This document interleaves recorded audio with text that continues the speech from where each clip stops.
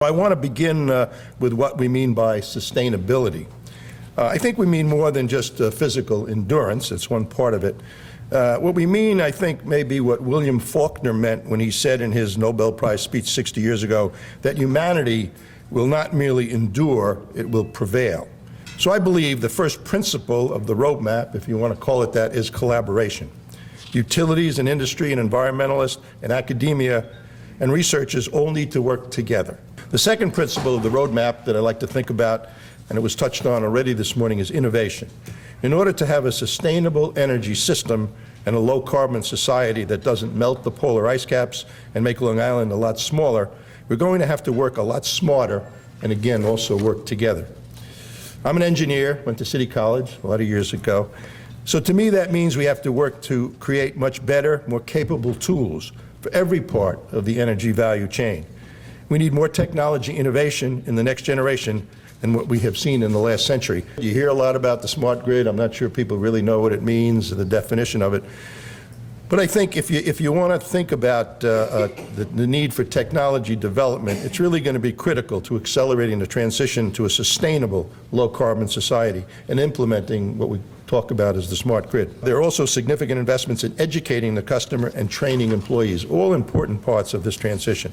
These four aspects, technology, information, customer, and employee, are the cornerstones of the deployment and exploitation of what we're calling the smart grid. In the area of technology, both the utility and the customer will see new technologies for monitoring, control, and automation of both the transmission and distribution system.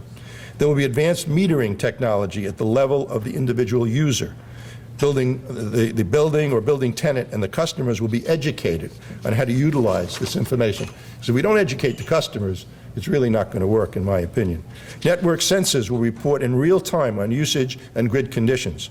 For the first time, and I've been in the business a long time, utilities will be able to see patterns that are developing that could cause outages. They may be able to actually prevent outages by rerouting energy delivery around trouble spots. Smart systems may be able to do this without human intervention. It doesn't mean we're going to replace all the linemen with sensors, but the line will be able to be directed to the place to solve the problems more quickly. If an unpreventable problem does occur, then the utility will know exactly where it is in the system.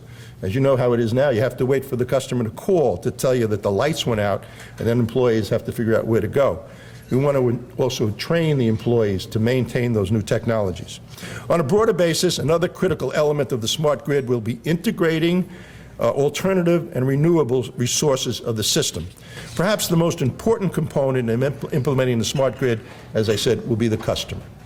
Enabling the customer to track energy use in close to real time will make it possible to test alternative time of use and dynamic pricing plans. We talk a lot about these things, but we really don't know how they're going to work in the real world and how the customer is going to react to those things. Think about it. You'll be able to pay less if you use electricity at low demand times of the day. And at the end of the day, the two things that the customer care about is keeping the lights on and then what that bill looks like when they get it. We're going to need people to invest in these new technologies. So getting the financial community on board, I think, is an important first step. Ultimately, the objective for these new technologies will be able to solve real-world problems and to be delivered by New York businesses, creating New York jobs, and of course, many of those jobs hopefully right here on Long Island. The Advanced Energy Center in Stony Brook will be adding a clean tech energy incubator to the university's current program of incubation. Facilities for startup technology enterprises with the support, again, of a $1.5 million award from the New York Energy Research Development Authority, NYSERDA, to the Long Island High Technology Incubator on the university's campus.